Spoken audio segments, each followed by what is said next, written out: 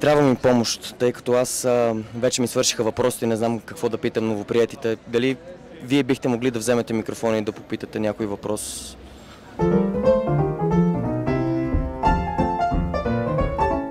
Здравейте!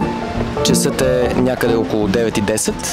Датата е 15 септември и в момента блокираме движението с една по-голяма цел. И тя е да разпитаме всъщност как се чувстват първокурсниците, които тепърва ще прекрачат вратите на Националната академия за театрално и филмово изкуство НАТФИЗ. Удовлетворени? Прекрасно. Развълнувана съм. Сънен. Нетърпелив. С една дума артистично. Много сме малки. Не показваме нещо, което да се хареса и не търсим резултат в крайна сметка. Защото е много интересно. Евентуално танца ми. Изобретателността ми.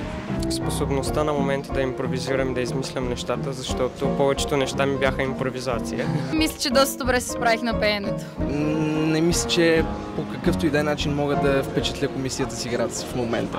След 5 години, да. Сега трудна работа.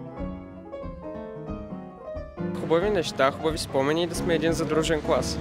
Очаквам да попадна на едно място с едни много интересни хора, от които се надявам да взема много. Неочакваното, не знам.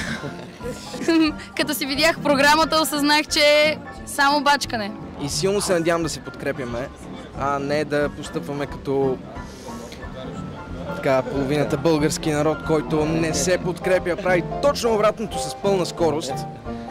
И наистина се надявам да им покажем как се прави.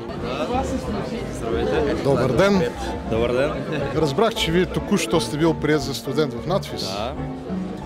Кажете ми сега, това беше ли цел на живота ви или не?